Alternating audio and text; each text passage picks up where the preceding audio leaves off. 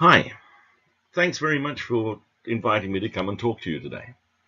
My name is Shane Hastie and I'm the Director of Agile Learning Programs for the International Consortium for Agile.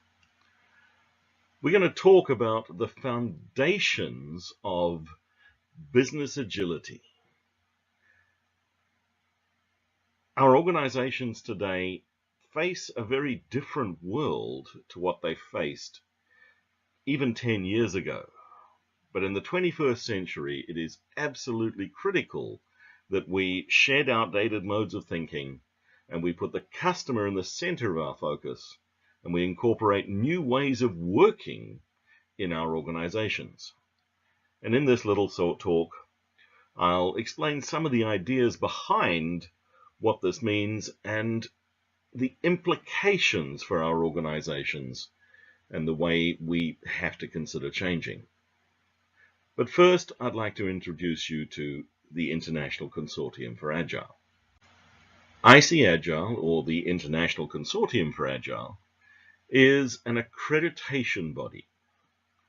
We facilitate thought leadership, we provide meaningful knowledge-based and competency-based certifications, and we ensure top-quality learning experiences.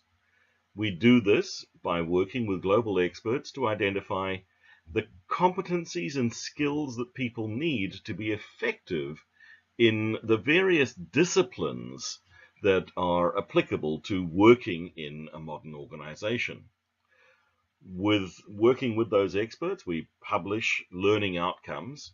Training providers then use those learning outcomes to design training courses, and we then accredit those courses to check that they do actually deliver on the learning outcomes. An accredited course can be delivered, and then the participants who in the class, the people who receive the training, attain certification in the various disciplines that IC Agile offers. The fan that you see here, our roadmap, identifies the wide range of disciplines that are necessary for organizations to be effective in the 21st century. At the center is the IC Agile Certified Professional. This certification, this set of learning objectives, focuses on the mindset, the way of thinking, the habits and behaviors, and some of the core practices. But our focus is mindset and values principles based approach to agility. Then each of the blades of the fans talks about the competencies in various disciplines. Now, over on the right are the disciplines involved in software engineering. If your organization builds software products, then it makes sense that you have engineering and testing and DevOps competencies. If you're not building software, however, the other competencies are going to still be very important. The competencies on the left are appropriate whether or not you are building software. So coaching, supporting, facilitating, enabling people to be more effective. Delivery management, the project and portfolio and program management. Value management or product ownership, looking at business value analysis and enterprise product ownership. The enterprise coaching, assisting in the overall transformation of organizations, and the business agility track, which is growing into a variety of competencies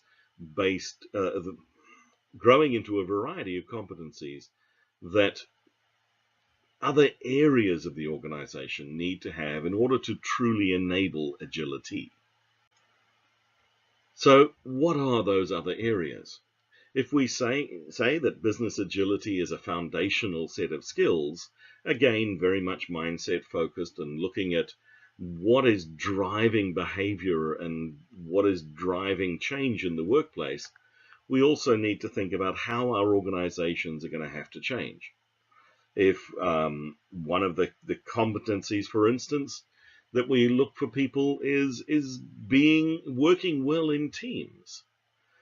But Our current people processes, human resource, if you could call it that, but we try to avoid the term resource. People are not a resource.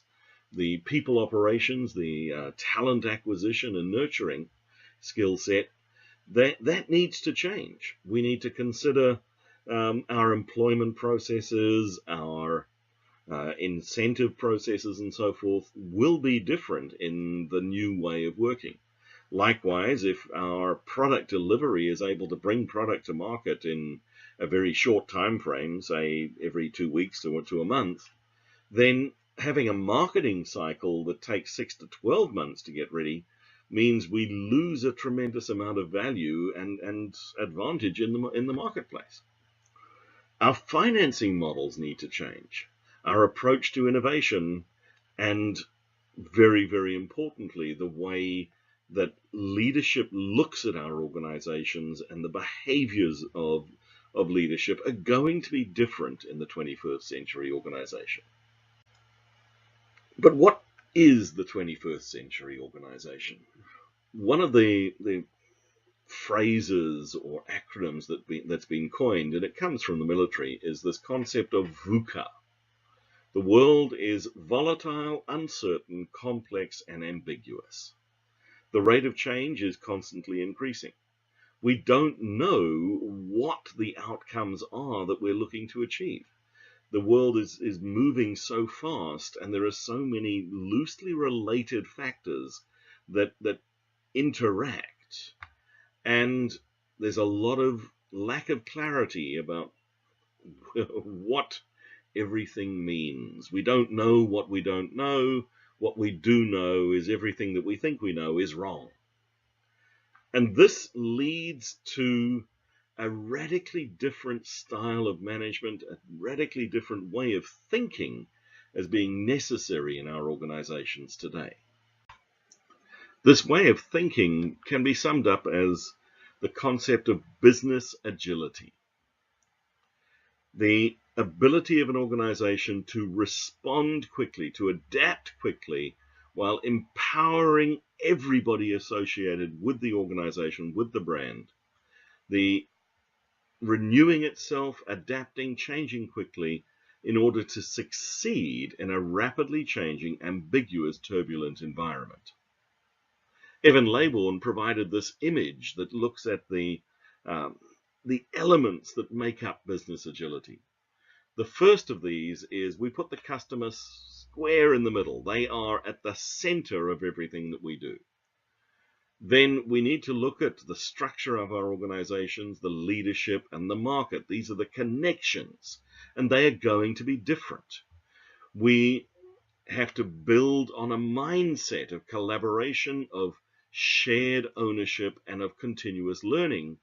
And we adjust our work both at the technical practices with a focus on craftsmanship and quality built in, the processes that we use to deliver that need to enable us to be adaptive and responsive, and the overall enterprise, and looking at how we structure, how we link all of the parts of our organization, all in service of the customer. Now, the really interesting thing is that those organizations who have made the shift from being stakeholder and shareholder value driven to customer centricity are the ones that are actually making the most money in today's marketplace. Profit is a natural byproduct of a customer-centric organization.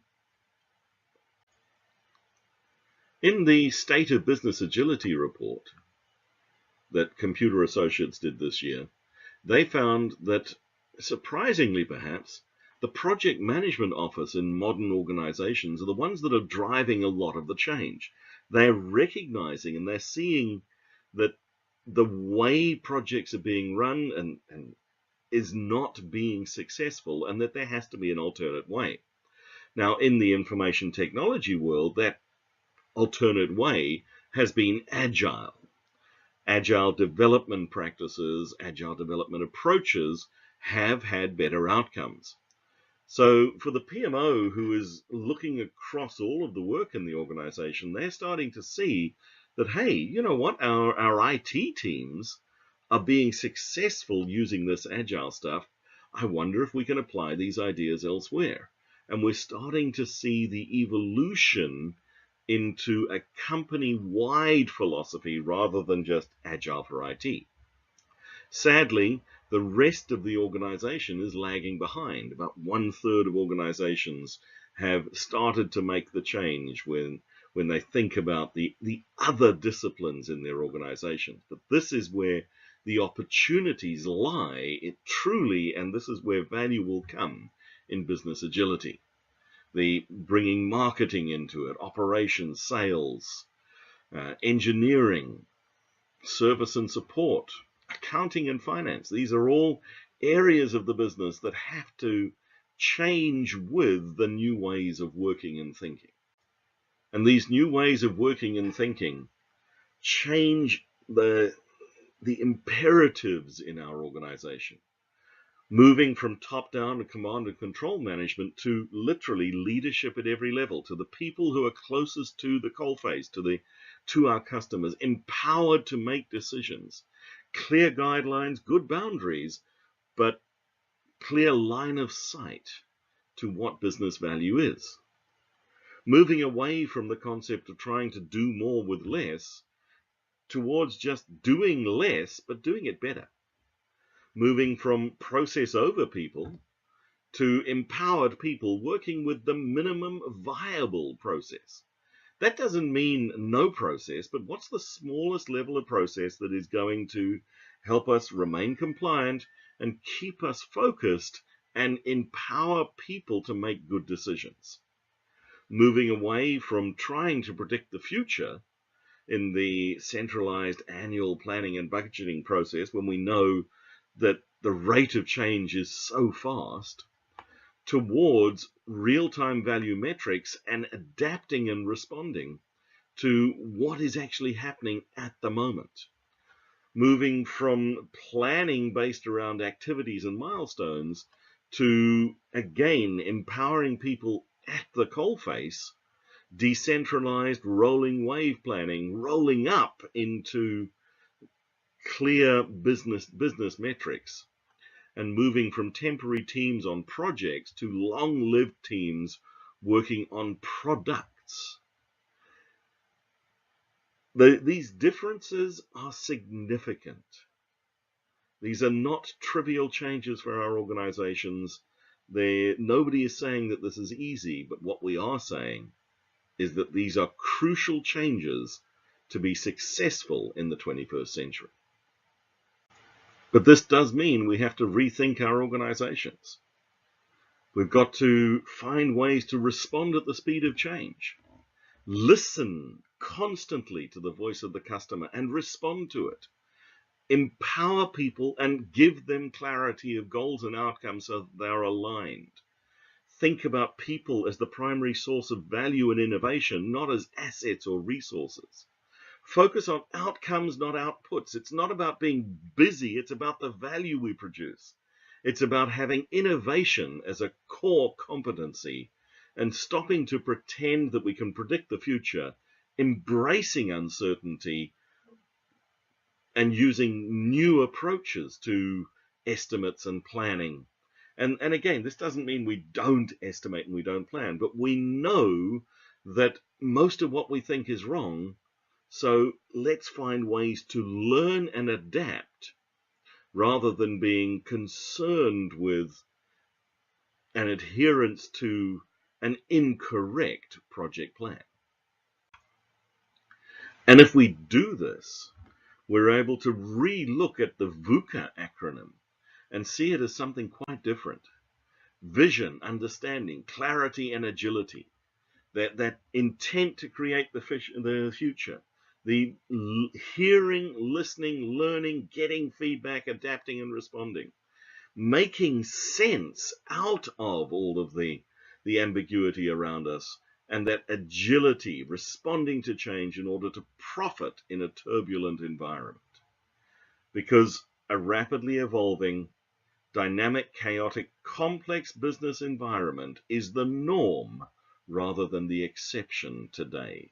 And if we can grasp this, if we can make our organizations fundamentally agile, then we can take advantage of this and we can be the disruptors rather than be disrupted. So thank you very much. I hope this has been an interesting overview of business agility. Obviously, there's a lot more to it. I would encourage you to have a look at the IC Agile learning pathways, find an IC Agile partner, and please do feel free to be in touch with me if you have any questions. Thank you.